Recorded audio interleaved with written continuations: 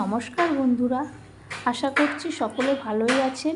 বং kitchen Banani চ্যানেলের নতুন একটা রেসিপিতে আপনাদের সবাইকে স্বাগত।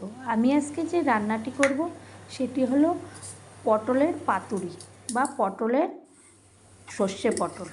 তার জন্য আমি নিয়েছি পটল, নিয়েছি সাদা সর্ষে, কালো সর্ষে, কাঁচা লঙ্কা, নুন, হলুদ, কালো জিরা, লঙ্কার গুঁড়ো, একটু সামান্য মিষ্টি আর নিয়েছি আমি নারকেলের কুচি।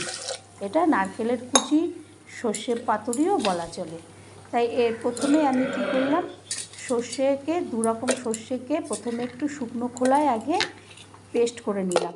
করার পরে লঙ্কা দিয়ে, একটু জল দিয়ে, একটু নুন দিয়ে তারপরে আবার আরেকবার পেস্ট করিয়ে নিলাম, কারণ নুন না দিলে সর্ষেটা তিতো লাগে। পেস্টটা আমি একটা সাইডে রেখে দিলাম। এরপর কড়াই সরাসরি বসিয়ে দিলাম।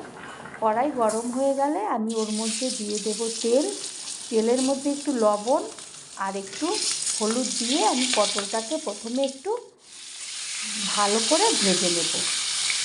তা পটল এপিট উপিট করে আমি ভেজে নেব। তো বন্ধুরা, আমার চ্যানেলটি যদি এখনও আপনারা সাবস্ক্রাইব না করেন, অতি অবশ্যই প্লিজ সাবস্ক্রাইব করবেন, লাইক শেয়ার কমেন্ট করবেন। তাহলে প্রথমেই আমি যে রেসিপিগুলো ছাড়বো তাহলে আপনাদের কাছে সবার আগে পৌঁছে যাবে। পাশে থাকা বেল বাটনটি অতি অবশ্যই ক্লিক করবেন এবং আমার নতুন রেসিপি আপনাদের কাছে পৌঁছে যাবে।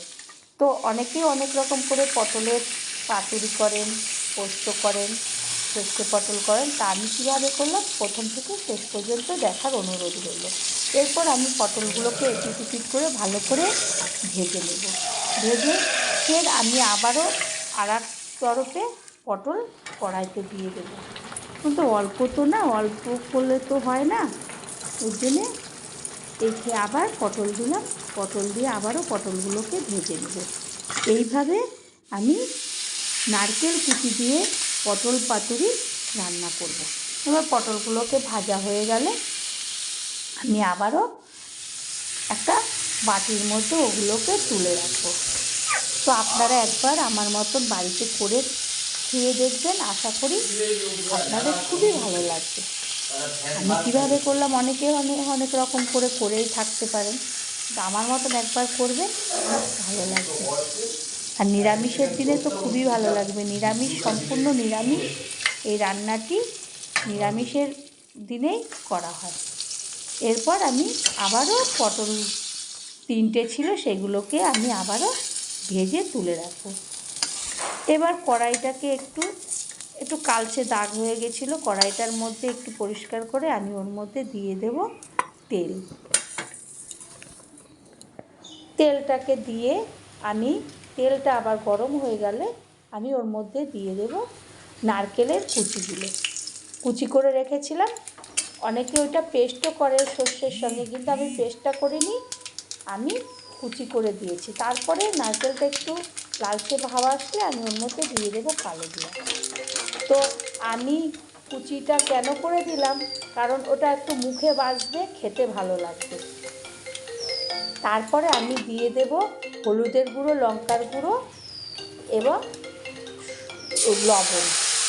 এইগুলো 3 রকম মশলাটাকে দিয়ে আমি ভালো করে কষিয়ে নেব। এরপরে দিয়ে দেব সর্ষেটা দিয়ে আমি ভালো করে কষাতে থাকবো। গেলে তারপরে আমি মশলাটাকে ভালো করে কষাতে থাকবো। যখন কষানো হয়ে যাবে, একটা কাঁচা গন্ধ চলে যাবে, তখন আমি ওর মধ্যে পটল যে ভাজাগুলো ছিল আমি ওগুলোকে দিয়ে ভালো করে নাড়াচাড়া করে ভালো করে মিক্সড করে নেব।